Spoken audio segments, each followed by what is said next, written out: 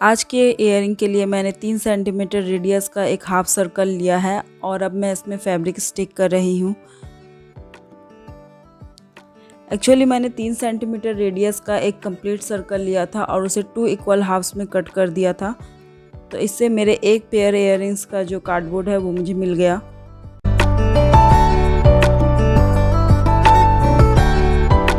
Stick करने के बाद अब हम इसमें लगाएंगे पर्ल लॉरियल्स।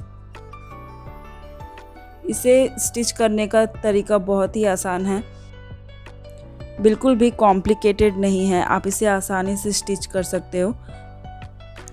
तो अब मैं यहाँ पे ले रही हूँ 10 से 15 लॉरियल्स और एक बार में मैं 10 से 15 लॉरियल्स लगा रही हूँ।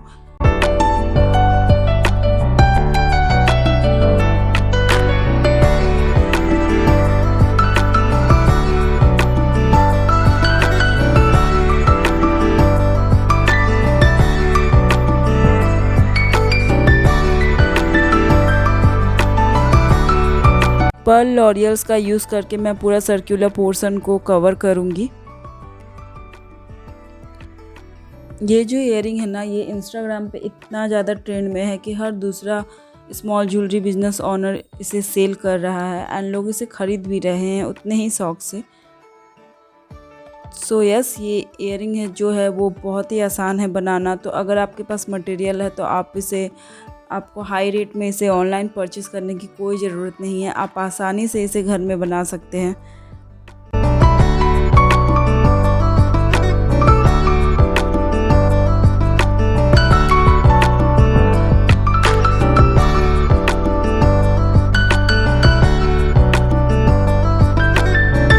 वन मोर थिंग, अगर आप कोलकाता में रहते हो तो जान लीजिए कि पर्ल लॉरियल्स को बाजरी के नाम से भी जाना जाता है। तो अगर आप इसे ख़रीदने जाते हो तो शॉपकीपर अगर लॉरियल्स के नाम से ना समझे तो आप उन्हें बाजरी कहिए, वे समझ जाएंगे।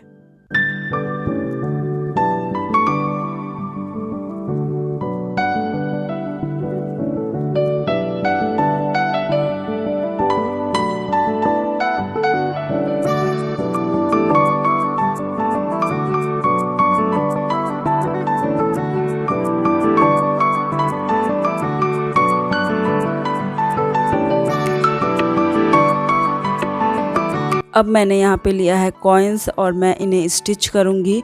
तो इन कॉइन्स को गिन्नी कॉइन्स या उर्दू कॉइन्स भी बोलते हैं और ये 2 शेप्स में आते हैं, एक राउंड और एक पेंटागन।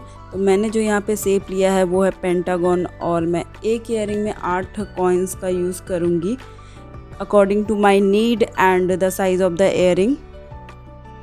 सो आपके ईयरिंग का साइज़ क्या है और आप 2 कॉइन्स के बीच कितना डिस्टेंस रखना चाहते हैं, उस हिसाब से आप कॉइन्स का यूज़ कर सकते हैं।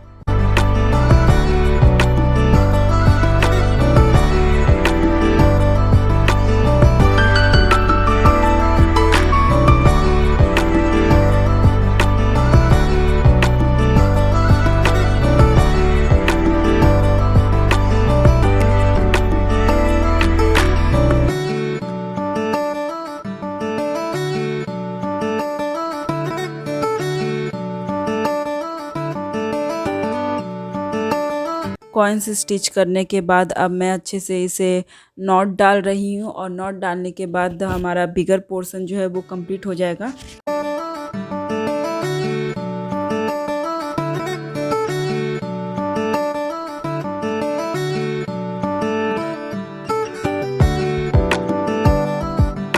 अब मैं अपर पोर्शन के लिए मिरर वर्क कर रही हूँ।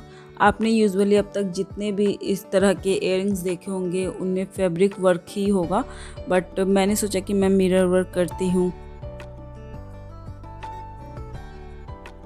मैं इस तरह से थ्रेड की हेल्प से मिरर को 3 भागों में बांट रही हूँ और दूसरे साइड भी मैं ऐसे ही 3 भागों में मिरर को बांटूंगी थ्रेड से। और ये जो थ्रेड है, मैंने यहाँ पे जो थ्रेड यूज़ किया है वो है एंकर थ्रेड और ये मुझे एक पीस पड़ता है 2.5 रुपये का। 8 से 10 मीटर रहता है इसमें। सो आप देख रहे हैं कि मैंने एक साइड में 3 पार्ट्स में डिवाइड किया है और ऐसे ही मैं दूसरे साइड में भी 3 पार्ट्स में मिरर को डिवाइड कर रही हूँ। उसके बाद मैं थ्रेड को मिरर के एक कोने से दूसरे कोने में पास कर रही हूँ एंड देन तीसरे से चौथे कोने में पास करूँगी। इसमें जो मैं मिरर वर्क कर रही हूँ उसमें मैं सिर्फ चारों कोनों में ही काम करूँगी।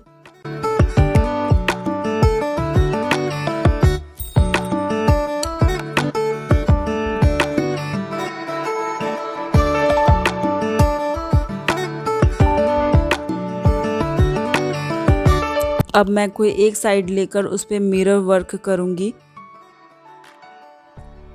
अब तक आपने जितने भी इस तरह के इयररिंग्स देखे होंगे यूजुअली आपको फैब्रिक ही मिला होगा, बट मैं यहाँ पे मिरर वर्क कर रही हूँ। सो आप देख सकते हो कि अगर आप कोई डिज़ाइन रिक्रिएट भी कर रहे हो तो आप किस तरह से उसमें अपनी क्रिएटिविटी डाल सकते हैं। अगर बात करें मिरर वर्क की तो 3 से 4 टाइप के ही मिरर वर्क होते हैं। तो अगर आप वो 3 से 4 टाइप के मिरर वर्क सीख लो तो आप किसी भी तरह के मिरर वर्क की ज्वेलरी आसानी से बना सकते हैं एंड इवन आप अपने कपड़ों में भी मिरर वर्क कर सकते हैं।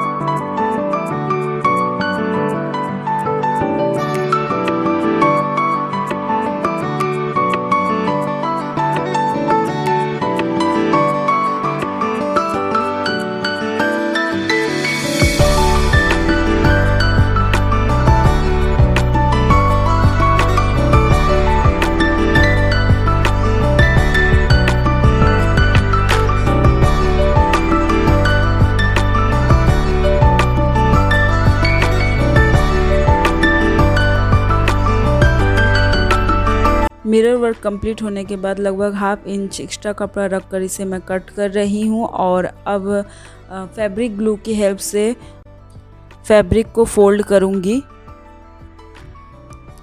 मिरर वर्क में पीछे कार्डबोर्ड लगाने की ज़रूरत नहीं पड़ती क्योंकि मिरर ऑलरेडी इतना थिक होता है कि कार्डबोर्ड की क्या ही ज़रूरत पड़ेगी। हमें इसे अच्छे से खींच कर फोल्ड करना है ताकि सामने से कम विजिबल हो फैब्रिक।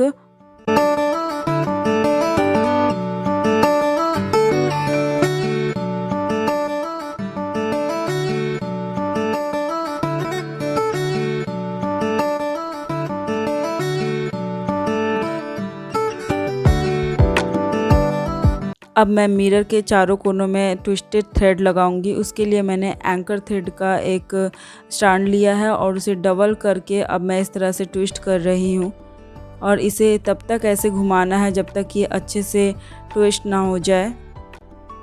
मैं ट्विस्टेड थ्रेड यूज़ कर रही हूँ क्योंकि इससे मिरर ज्वेलरी जो है वो और भी ज़्यादा सुंदर लगने लगता है और मुझे ये पसंद है। अच्छे से ट्विस्ट हो जाने के बाद मैं इसे बीच से पहले पकड़ूंगी और फिर दोनों एंड को मिलाऊंगी। इससे जो है वो थ्रेड उलझेगा नहीं।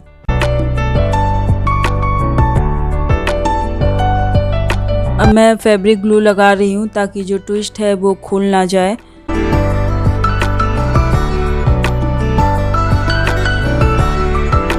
मैंने जिस कलर का फैब्रिक लिया था उसी कलर का एंकर थ्रेड भी लिया है और उसी कलर के स्विंग थ्रेड से मैं पूरे इयररिंग में स्टिचिंग भी कर रही हूँ।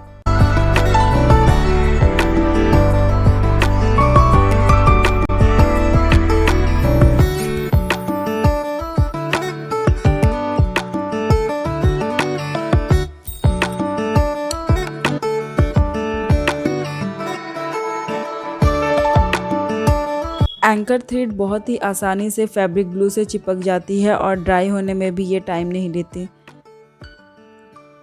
एंकर थ्रेड लगाने के बाद मेरा अपर पोर्शन भी कंप्लीट हो जाएगा। अब बस जो मैंने 2 पार्ट्स बनाए हैं इयररिंग के उसे मैं जॉइन करूँगी।